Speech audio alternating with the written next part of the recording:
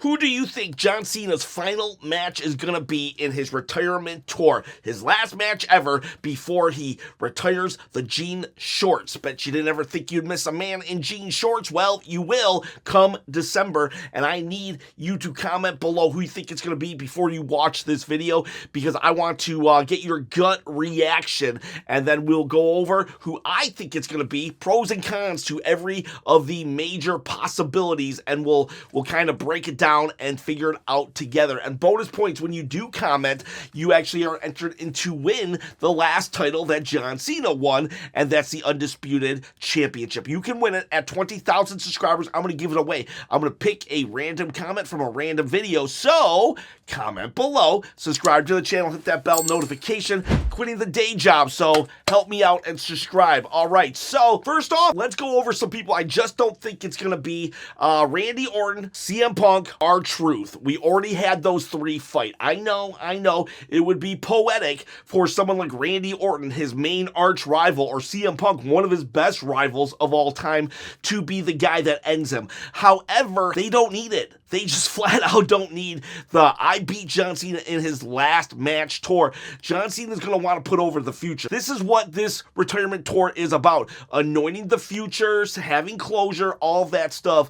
Therefore, we already have closure with Randy and CM Punk and R-Truth even. So they don't need the rub. They're not going to get it. And I would also say that applies for AJ Styles, Sheamus, and even Edge. They don't need that rub. I know Edge is at AEW, but I hear his contract's up, so like there is a chance for him to sneak in December and get the retirement match. I wouldn't mind an Edge match, like maybe like three appearances before his retirement. That would be sweet, but I don't think it needs to be his final match because they just don't need the rub. And for the record, I am aware that Chris Jericho, like Edge, his contract is rumored to be up in December, but unlike Edge, the AEW fan base actually does kind of want Chris Jericho to leave. They kind of buoyed him and saying he has go away heat. Hi guys, but here's the thing. I think like Edge, even if he does reappear in WWE, it's not going to happen. Not his last match. It would be awesome and amazing if they had a promo battle. Yeah, I could see Chris Jericho definitely wanting it, and I could see John Cena not really caring, because John Cena has said multiple times he'll just do what you put in front of him. That's John Cena's mentality. But do you think Triple H is going to let John Cena's last match be against, let's face it, an old-timer? No, it's going to be someone, the future. And most likely, there are a couple opportunities to give it to someone who has a little more of a seasoned tenure on the WWE roster. And The Rock would fit into that category. If John Cena versus The Rock was on the table, I'm sure Triple H would jump at that. However, sit down, everybody. We gotta have a serious conversation here. Do you remember when I told you that after Elimination Chamber, The Rock, he went out for cigarettes and milk? Well, I lied. The Rock, he's never coming back. Let's face it, The Rock, he's gone. If we are lucky, The Rock has one match left in him, and that would be Roman Reigns at WrestleMania, all right? The Rock is not coming to face John Cena on some random PLE and or Saturday night's main event. No, it's WrestleMania Night 2 main event. That's it. So, yeah, Rock, not gonna happen. I'd be okay with that, because that would be a spectacle, but nope, not gonna happen. So who could it be then? If it's not those guys, well, there's also a chance it's Brock Lesnar, and I really do not want that. I'm to the point where I don't want to see just John Cena get beat up for like 6 minutes until he does his 5 moves of doom on Brock and wins, okay? And even worse would be, like, if it's his last match, well, you gotta lose. You gotta lose your last match. I'm a proponent of losing your last match, and Brock definitely does not need that. Heck, he did not need it at WrestleMania 30 when he beat the Streak, all right? But I digress. We definitely don't need to repeat that mistake on John Cena's final match. Thankfully, though, I think we are going to get the Brock match, but I think it's going to happen in September. There are like 2 advertised SmackDowns for Brock Lesnar in September, so we're probably leading to Bad Blood or whatever that PLE is going to be. So thank God Brock is taken off the board right here. Now, I wouldn't be surprised if they, I could see them saying, oh, let's have him have 2 matches, but let's just pray and hope that September gets the whole Brock John Cena stuff out of the way. Then there's Logan Paul. Logan Paul, he could use the John Cena rub. The John Cena, I beat John Cena rub. Could you imagine Logan Paul with that? He would be so obnoxious. But we're about to have Logan Paul fight him here at Clash in Paris. So I think that gets that out of the way. I don't think they're going to be doing a lot of repeats. I think Cody Rhodes, and I guess R-Truth were the only repeats. But R-Truth was a special situation because they were trying to just do a 1-to-1 on the pipe bomb.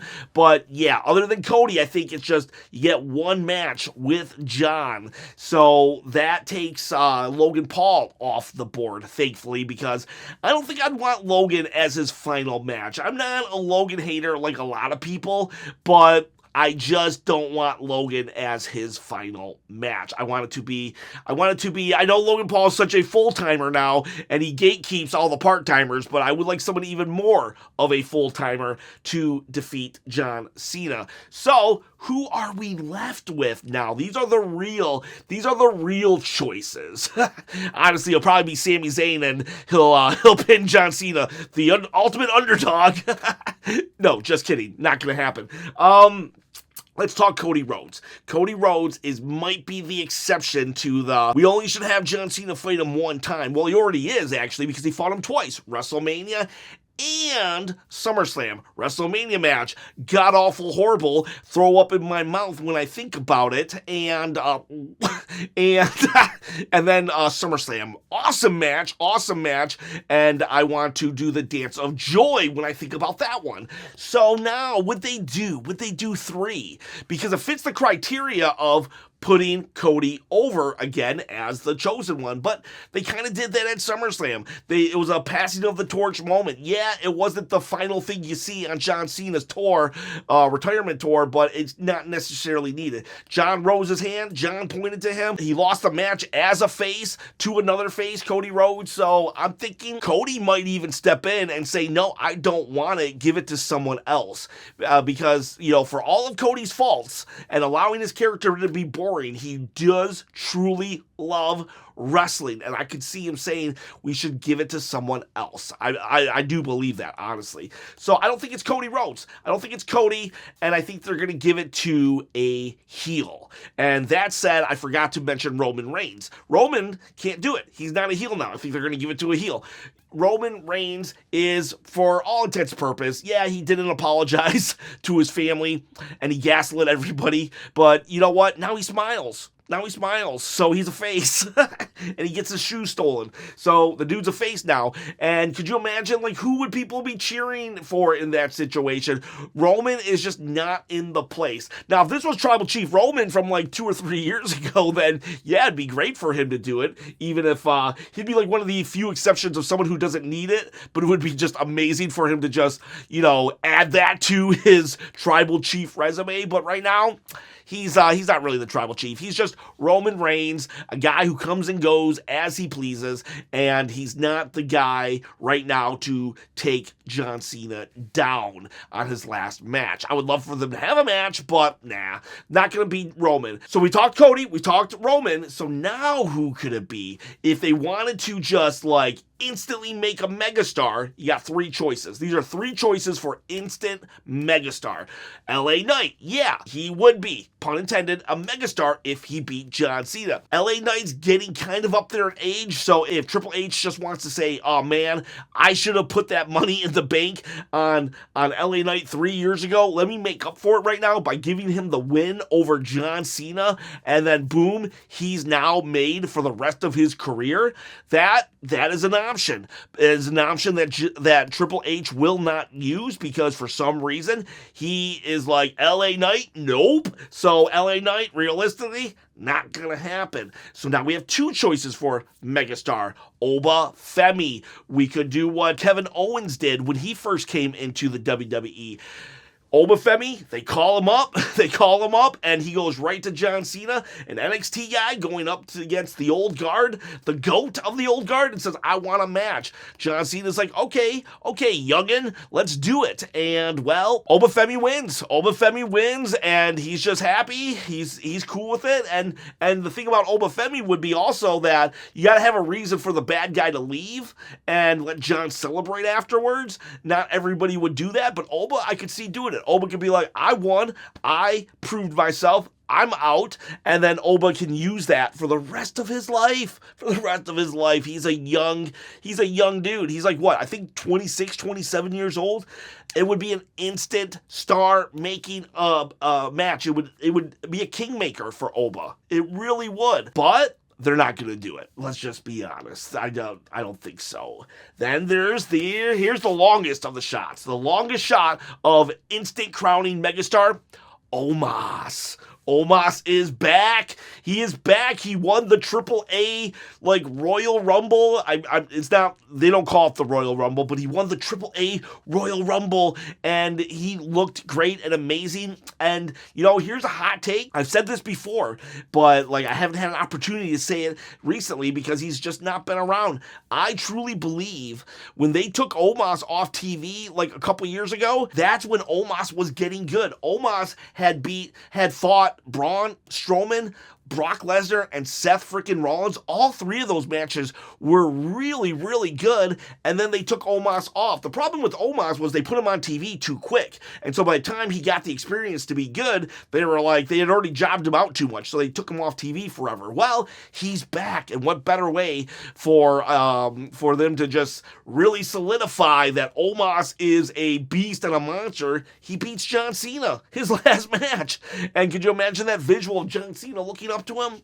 And John Cena's gotten a good match out of the Great Khali, so I know that John can actually fight big dudes, but not gonna happen. If I could pick out of those three, though, that would be tough. It would actually be LA Knight or Obafemi. Probably LA Knight because I'm scared that Father Time is catching up to him. But Obafemi would be. I'm torn between those two. But that said, I don't think they're going the megastar route. So now those three are out the window. Seth freaking Rollins would be a choice. It would be a good choice if this was 2015 because I don't think Seth Rollins needs it now. This point in his career. What does Seth have? Maybe 6 years left, maybe? I mean, that's a long time, right? But I don't think Seth needs it. He's accomplished so much. Now, I would be okay with it if it meant John Cena winning an 18th world title and we never have to talk about his 17th win ever again. Travis Scott, anybody? No, thank you. But yeah, Seth freaking Rollins. Does Seth need it? I mean, yeah, he would use it, but I would just, oh my gosh, him laughing about it every week, 10 minutes of him talking about how he's the visionary that beat John Cena. I just, scratching the chalkboard. And I like Seth freaking Rollins, but I don't want 10 minutes of that. Every single week. I could see it happening though. I could see them doing that. Oh my God, it just solidified the Vision as a more powerful, dominant heel faction. So I could see them doing it, but I really don't want it. I think it would benefit other people. I think it would benefit his faction mates a little more. Let's talk Bronson Reed right now. Bronson Reed's a possibility, but I think because Bronson Reed is getting the Roman Reigns rub, even if Roman beats him, which he probably will, I don't think it matters. I think the fact that Bronson Reed can get into a one-on-one feud with Roman Reigns, that's huge. That's huge for Bronson Reed. So I think that if they're gonna give it to one member of the Vision, then it would be Braun Breaker. he's a perfect candidate, absolute perfect candidate for the guy who actually beats John Cena. But Bronson Reed would be a solid choice, but Braun Breaker, he's not feuding with any of the top elite. Imagine if like Seth Rollins, six Braun Breaker on John, or Braun Breaker has had a history of just kind of being like, he gets so angry, so frustrated that he just kind of like, he snatches the microphone from Seth Rollins. He tries to fight LA Knight and CM Punk by themselves, doing Steiner math, saying you're 40, you're 47, you're over 100. Oh God, I love Braun Breaker. I'm going to do a Braun Breaker appreciation video real soon.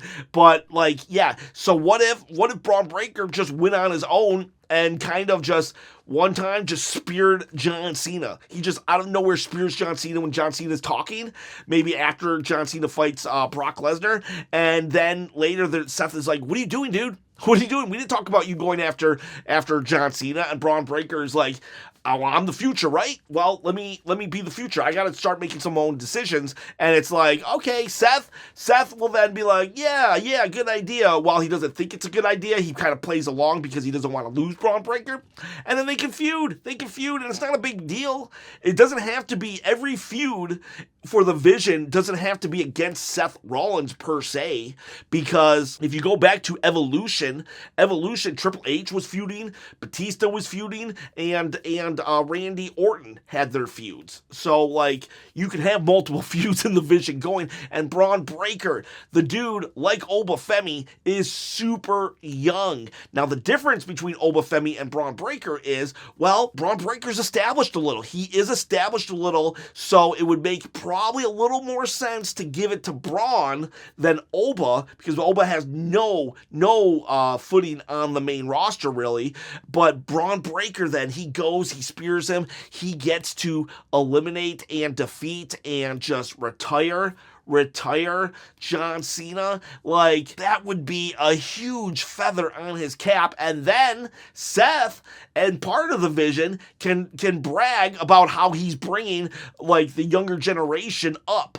Look what I did for Braun. He got a win over John Cena, even though it was all Braun who took it upon himself to do it. But yeah, no, there's so much upside to Braun Breaker doing it. He's the future. He's young. He's talented. He has everything going for him. There's two more choices in who I think it could be. The next one is Drew McIntyre. I love Drew McIntyre. I think Drew is also a perfect candidate. The only thing that Braun Breaker has on Drew is that he's younger. Now, Drew McIntyre is not old in any way, shape, or form. I think he's like, 38, 39? So, like, he has plenty of years left in him based on how wrestlers, how long they wrestle nowadays. But Drew is already established. He's already been in the main event of WrestleMania. He's already done so many things. Now, I would love it.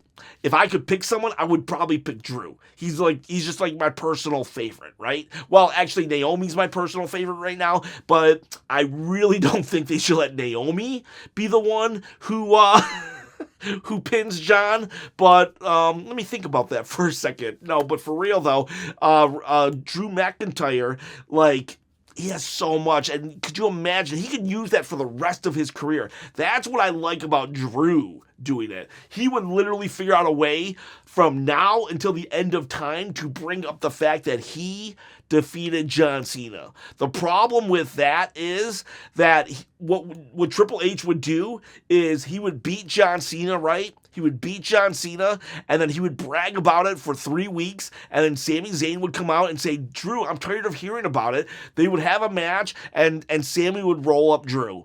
That's the problem with giving the victory to Drew. Drew is such a good hand to have on your roster. He can make anything work. That they typically push Drew for about 3 weeks, and then they just job him out the stupidest ways, or they give him nothing feuds. They just don't really go all in with him. And I'm afraid that if they gave him the John Cena win, they would instantly nullify it with some stupid roll-up.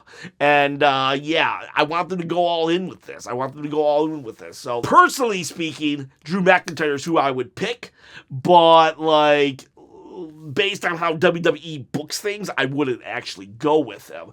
The next and my last choice is that I think they're gonna go with this one is Gunther. Gunther's also kind of like Drew McIntyre. You know, he's not a spring chicken like Bron and Oba, but you know, he's also not like at the tail end of his career like AJ and Truth. So I could see Gunther being the guy. They've already had him retire. He who shall not be named starts with a G, ends with an Oldberg, and he's a complete moron and cannot wrestle. If you can figure out who that is, put that in the comments below as well, and make sure to put sucks after you say his name. But yeah, so Gunther's already retired one legend. Oh, legend. Oh, God. Oh, whatever. He's a legend, but he's already retired one of them. So he gets another one. He gets to retire John Cena, and that's quite a feat. That's quite a feat of accomplishment for a heel. And Gunther could really then be set up as the end boss of all the villains nowadays, because there's no more Roman. And Seth, I don't know. Seth is an end boss, but like, I don't know. He doesn't seem to be the main villain at the same time, right? You know, he could be like, he's not, yeah, he laughs like the Joker, but he comes across more like, maybe Two-Face. But like Gunther, if he beat John Cena and then you are able to beat Gunther, it's like you're beating Darkseid, all right? So, yeah, like, I could see that. Problem with this, it's kind of like a personal beef that I'm kind of started to develop with Gunther. Like, it's weird. Like, I don't hate him or nothing, but Gunther, I've never seen a wrestler love wrestling so much and yet not really care for it at the same time. It was on the new Undertaker podcast, 6 Feet Under, with Michelle McCool, that Gunther was on the show, and he said that somebody, I could get the numbers wrong, but he said somebody drove like 8 hours to see him, right? And they told him that in the signing, and then Gunther said, "You could have done something better with your time." Could you imagine, like, I don't know if Gunther was being a heel. If Gunther was being a heel in that moment, then fine. And that's awesome and funny, but I'm not sure if he was. I'm really not sure based on how he was telling the story on 6 Feet Under. And it's like, dude. So, like, Gunther says over and over again, this is just a job. It's whatever. I don't care. And I want the person who beats John Cena to actually think it's an accomplishment. I get it. I saw Unreal. I know it's all like unreal, but like there's still something magical and real about wrestling. And if you're the guy who they put a title on, if you're the guy who retires the GOAT, the Unseen 17, that's special to me. It wouldn't be special to Gunther. Gunther would be like just another day in the office. And I'm not like hating on the guy for it, but like, I don't know, if it's not going to mean anything to Gunther, then give it to Braun Breaker. I think it would mean something to him. I think it would mean something to Drew McIntyre. You know, let's give it to one of those two. But I think those are your three choices. I think those are the three choices that WWE is going to go with. Gunther, Drew McIntyre, or Braun Breaker. I honestly don't think it'll be Drew, so your best two possibilities are Gunther and Braun Breaker. I'm wondering if they would have gave it to Gunther before they saw the John Cena Cody match at SummerSlam, thinking that, oh, maybe John can't pull out a good match anymore, so we have to give it to Gunther, who we know can. But now that they've seen that John can pull out a good match, well, now he can go up against anyone. Braun Breaker. I think Braun Breaker should be the guy. I get why it would be Gunther. I really do get why it would, and he would be a very good choice, very valid choice. But I want Chris Van Vliet to say, hey, Gunther, how did it feel when you beat John Cena? And I want the guy on the other end of that question to be like, it was amazing. It was awesome. I was honored, and not say something like, yeah, you know, it was cool, I guess. Just another day. Another day at the office. They told me to win, so I did.